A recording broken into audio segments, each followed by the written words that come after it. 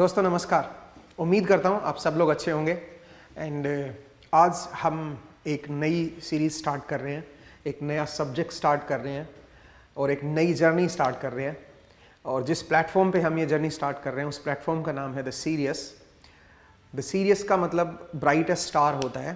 तो कोशिश करेंगे कि हम इस नाम को जस्टिफाई करें और आपको जो फिजिक्स इस प्लेटफॉर्म पे जो मिलेगी वो भी इंटरेस्टिंग तरीके से आपको मिले और आपका इंटरेस्ट भी बढ़े, आपको कंसेप्ट भी समझ आए, आपकी न्यूमेरिकल एबिलिटी भी बढ़े। तो सारी चीज़ को हम एक ही प्लेटफॉर्म पे देने की कोशिश करेंगे। तो ये इंट्रोडक्शन लेक्चर है। आज मैं थोड़ा सा आपको बताऊंगा कि कैसे हम फिजिक्स को हम लेके चलने वाले हैं, कैसे हम टॉपिक्स को कवर करेंगे और कौन कौन से टॉपिक जो हैं वो मैं इस सीरीज़ में आपको देने वाला हूँ, इस प्लेटफॉर्म पे आपको मिलने वाले हैं। तो सबसे पहले हमने फिजिक्स को 3 हिस्सों में डिवाइड किया है दोस्तों। पहला हिस्सा हमने रखा है मैथमेटिकल फाउंडेशन के बारे में। तो मैं आपको लिख भी देता हूँ ये। तो सबसे जो पहला टॉपिक जो हमने रखा है that is mathematical foundation. Mathematical foundation. अब अगर आप देखें फिजिक्स को तो फिजिक्स मैथ्स के बिना अधूरा है। बिना मैथ्स के आप समझ नहीं पाओगे। फिजिक्स में नो डाउट कंसेप्ट्स होते हैं और कई सारी एबिलिटी आपको चाहिए चीज़ों को समझने के लिए, बट उनमें से सबसे ज़्यादा जरूरी जो है वो मैथमेटिकल एबिलिटी है। आपको मैथ्स अच्छे से क्लियर होना चाहिए। जो ऑपरेशंस हैं, जो भी हम जैसे इंटीग्रेशन, डिफरेंशिएशन, आपका सिग्नल्स के बारे में जानकारी, फंक्शंस के बारे में जानकारी, आपका वेक्टर्स के बारे में आपको जानकारी होना बहुत ज़रूरी है। तो ये सारे टॉपिक जो हैं ये हम मैथमेटिकल फाउंडेशन में कवर करने वाले हैं। इसमें मैं थोड़ा सा आपको बता देता हूँ कि बेसिक कौन से टॉपिक हम इसमें कवर करने वाले हैं। इसमें हम लोग देखेंगे सबसे पहले फंक्शंस को, फंक्शंस और यू कैन से सिग्नल्स, हम इसको पढ़ेंगे और उसके ऊपर ऑपरेशंस को देखेंगे कि कैसे शिफ्ट करते हैं, स्केल कैसे करते हैं। तो वो सारी चीज़ें जो है फंक्शंस में हम पढ़ेंगे। दूसरा जो टॉपिक इसमें आएगा वो हमारा आएगा कैलकुलस। अब ये जो है ये पूरा फिजिक्स के लिए आप ये समझ लो ये सबसे इंपॉर्टेंट टॉपिक है कैलकुलस। इसमें हम पढ़ेंगे इंटीग्रेशन एंड डिफरेंशिएशन के बारे में। बेसिक लेवल का होगा, मैं आपको बता देता हूं। मैं बिल्कुल डेप्थ मैथमेटिक्स में नहीं जाऊंगा। हम केवल उतना ही पढ़ेंगे जितना फिजिक्स के लिए रिक्वायर्ड है। तो इसमें हम कैलकुलस में बेसिकली हम देखेंगे differentiation, integration and vector calculus. Differentiation, आपका इंटीग्रेशन, ठीक है, एंड वेक्टर कैलकुलस, वेक्टर। तो ये चीज अपने को इसमें कवर करनी है, 3 टॉपिक। और इनको थोड़ा सा इंटीग्रेशन एंड डिफरेंशिएशन को थोड़ा एप्लीकेशन टाइप में लेके चलेंगे कि इनकी क्या एप्लीकेशन है, हम क्यों पढ़ रहे हैं। इवन वेक्टर को भी एप्लीकेशन के, हर चीज को हम एप्लीकेशन के पॉइंट ऑफ व्यू से पढ़ेंगे। मैथ्स की तरह नहीं पढ़ेंगे। मैथ्स अगर सिंपल फॉर्मूले की तरफ से पढ़ रहे हो तो आप बोर हो जाओगे। तो हम देखेंगे कि क्या इनको हम क्यों पढ़ रहे हैं, इनकी क्या यूज है, ठीक है। तो थोड़ा सा इनको एप्लीकेशन के पॉइंट ऑफ व्यू से पढ़ेंगे। चाहे फंक्शंस पढ़ रहे हो, चाहे कैलकुलस पढ़ रहे हो, हमें मेनली एप्लीकेशन देखनी है। अगर आप एप्लीकेशन की बात करोगे तो application differentiation and integration and vectors की तो हर जगह ही एप्लीकेशन है। पूरी फिजिक्स इनके बेसिस पे बनी हुई है। तो आप सोचिए जैसे आप मैथ में जब आप पढ़ते हो तो बेसिक एरिया निकालना, वॉल्यूम निकालना, ये सब तो आप देखते ही हो डिफरेंशिएशन इंटीग्रेशन की हेल्प से। बट और भी बहुत सारी ऐसी चीजें हैं जो डिफरेंशिएशन इंटीग्रेशन से जुड़ी रहती हैं।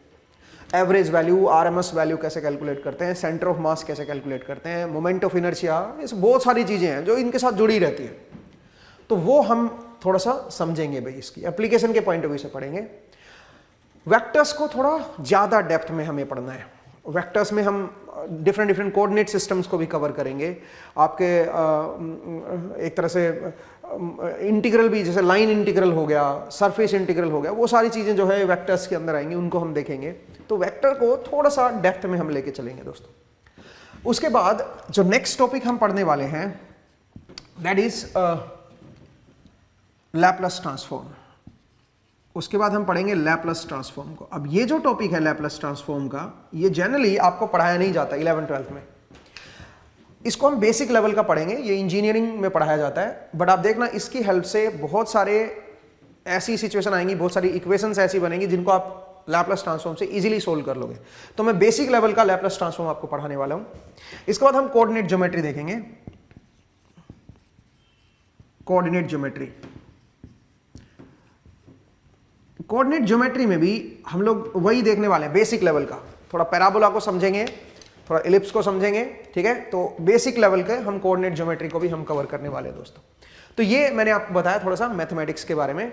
अब बहुत सारे स्टूडेंट ऐसे हैं जो मेडिकल स्टूडेंट हैं, जो अपना नीट की तैयारी कर रहे हैं, बहुत सारे स्टूडेंट ऐसे हैं जो नॉन मेडिकल इंजीनियरिंग की तैयारी कर रहे हैं, जेई की तैयारी कर रहे हैं, ठीक है। तो आप दोनों को ये देखना है, खासकर मेडिकल स्टूडेंट्स। मेडिकल स्टूडेंट को ये डाउट रहता है कि मैथ्स तो हमें आता ही नहीं है, तो हम नहीं समझ पाएंगे चीज़ों को।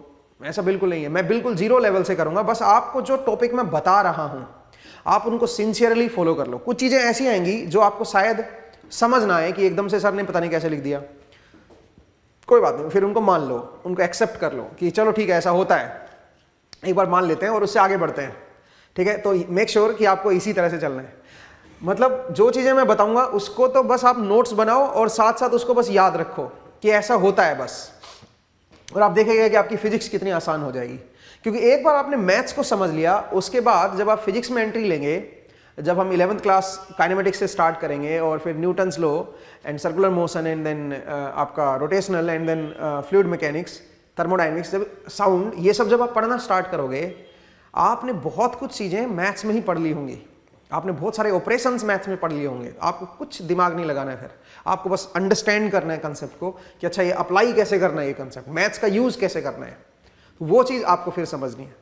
तो सबसे पहले हम मैथमेटिकल फाउंडेशन को कवर करेंगे दोस्तों, और उसके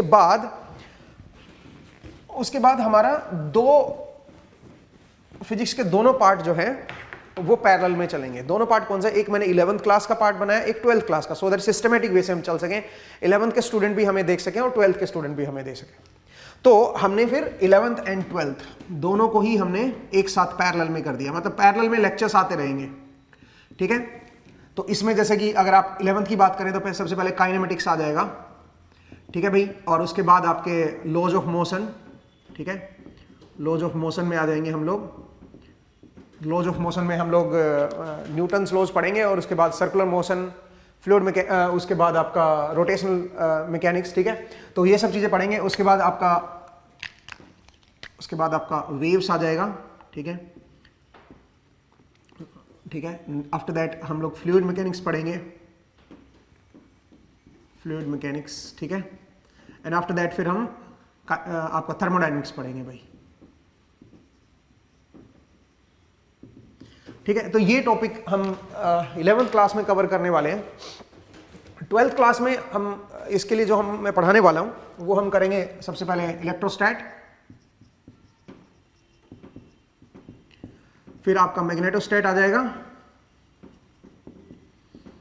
फिर आपका करंट इलेक्ट्रिसिटी आ जाएगा,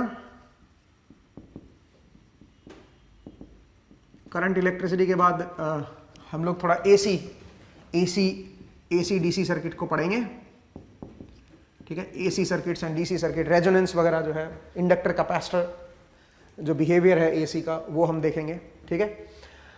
एंड आफ्टर दैट हम लोग एंट्री लेंगे ऑप्टिक्स में, ऑप्टिक्स को पढ़ेंगे, फिर मॉडर्न फिजिक्स आ जाएगी, ठीक है। तो उसको हम लोग कवर करेंगे। कई सारे जो टॉपिक हैं 12th क्लास के, कुछ टॉपिक ऐसे हैं जो नीट में है, आईटी में नहीं है, जेई में, तो उनको भी देखेंगे। तो वो भी टॉपिक जो है उनको भी हम कवर करेंगे भाई। तो ये दोनों पैरेलल चलेंगे, ठीक है, इनके लेक्चर्स पैरेलल चलेंगे। तो पहले लेकिन मैथमेटिकल फाउंडेशन हम कंप्लीट करेंगे और उसके बाद हम इन दोनों के लेक्चर्स को पैरेलल लेके चलेंगे, सो दैट 11th क्लास के स्टूडेंट भी लेक्चर्स को देख सकें एंड 12th क्लास के स्टूडेंट्स भी लेक्चर को देख सकें। बिकॉज हमारे कंट्री में 11th एंड ऐसे तो फिजिक्स के पार्टीशन नहीं होने चाहिए, फिजिक्स तो फ्लो में चलनी चाहिए भाई, पहले ये स्टार्ट करो फिर आपका फ्लो में दूसरे वाला 12th वाला पार्ट चलना चाहिए। मतलब इसमें कोई 11th 12th नहीं होता है, ठीक है, आइडली तो ऐसा ही होना चाहिए, बट कोई बात नहीं, जैसे हमने कैटेगरी बना रखी है उसी के हिसाब से हम चलेंगे, एंड सो दैट दोनों ही लेवल के जो स्टूडेंट्स हैं उनको फ़ायदा हो। एक्सपेरिमेंट के साथ हम इनको परफॉर्म करेंगे, मतलब इनको लेके चलेंगे भाई, साथ साथ एक्सपेरिमेंट हम परफॉर्म करेंगे। तो एक कंपनी है इंडोसा की तरफ से हमें एक्सपेरिमेंट स्पॉन्सर किए गए हैं, इंस्ट्रूमेंट स्पॉन्सर किए गए हैं, तो वो भी आप देखिएगा। मुझे लगता है कि इंजॉयबल रहेगा ये, क्योंकि हम एक बेंचमार्क सेट करने की तरफ जा रहे हैं। कोशिश तो यही है कि आपको थ्योरी के साथ साथ उसका प्रैक्टिकल एप्लीकेशन भी पता चले, आपको एक्सपेरिमेंट से उनको समझाएं और फिर आपको जीरो लेवल से बिल्कुल टॉप लेवल तक हम लेके जाएं। तो ये मेरी पूरी कोशिश रहेगी, मुझे उम्मीद है आप इंजॉय करेंगे। बट मेक श्योर कि चाहे आप मेडिकल स्टूडेंट हो चाहे आप नॉन मेडिकल स्टूडेंट हो, जो पहले वाला पार्ट है मैथमेटिकल फाउंडेशन, कोशिश करो कि उसको अच्छे से समझ लिया जाए, क्योंकि वो ही पूरे फिजिक्स का निचोड़ है सच बताऊं तो। आप देखना, अगर आप वो समझ गए हो तो फिजिक्स में फिर आपको कुछ बचेगा ही नहीं। फिर तो आपको बस ये है कि आपको ऑपरेशन सारे पता होंगे, आपको बस ये समझना है कि कौन सा ऑपरेशन कहाँ लगाना है, क्यों लगाना है। अगर आप ये चीज़ समझ गए हो तो आपको कोई दिक्कत नहीं आएगी। तो ठीक है दोस्तों, जर्नी को स्टार्ट करते हैं एक नई एक्साइटमेंट के साथ, एक नई एनर्जी के साथ। मैं एक्साइटेड हूँ, उम्मीद करता हूँ कि आप भी एक्साइटेड होंगे, और आप अपने दोस्तों को ज़रूर ये वीडियो शेयर करें, उनको भी बताएं, उनको भी जानकारी दीजिए, और हमारे प्लेटफॉर्म के साथ जुड़िए। And lectures free of cost रहेंगे, मैं आपको ये बता देता हूँ। जब तक कोशिश है, जब तक रिसोर्सेज मेरे पास हैं, तब तक मैं कोशिश करूँगा कि लेक्चर्स को मैं फ्री ऑफ कॉस्ट आपको प्रोवाइड करूँ। कोई चार्जेस इसके हम नहीं लेंगे। एंड पूरा फिजिक्स आप मेरे साथ ही पढ़ोगे, सारे फिजिक्स को मैं अकेला ही कवर करने वाला हूँ, मेरे साथ ही आप चीज़ों को देखोगे। ऐसा हो सकता है कि ट्यूटोरियल जो है, क्वेश्चंस का जो हम प्रैक्टिस आपको देंगे, थोड़ा सा लेटर ऑन देंगे। एकदम से मैं क्वेश्चंस के ऊपर फोकस नहीं कर रहा हूँ। स्टार्टिंग में मैं पहले थ्योरी को कवर कर रहा हूँ, आपके कंसेप्ट को अंडरस्टैंडिंग आपको बनाऊँ।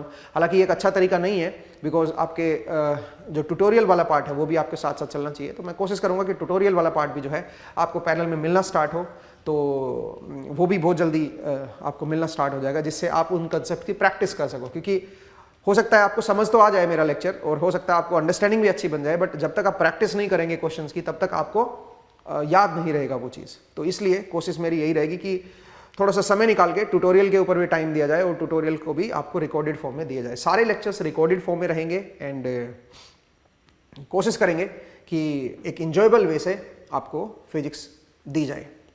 तो इसी उम्मीद के साथ आज का लेक्चर एंड करते हैं। आपसे जो मुलाकात होगी अब, वो नेक्स्ट लेक्चर जो है मैथमेटिकल फाउंडेशन का जो पहला लेक्चर आएगा, जिसमें हम फंक्शंस एंड सिग्नल्स को डिस्कस करेंगे, वहाँ पे आपसे अब मुलाकात होगी। ठीक है, तो आज के लिए इतना ही करते हैं दोस्तों, मिलते हैं नेक्स्ट लेक्चर में। तो अपना ख्याल रखिए, पढ़ते रहिए, मुस्कुराते रहिए। नेक्स्ट टाइम मिलते हैं। Thank you.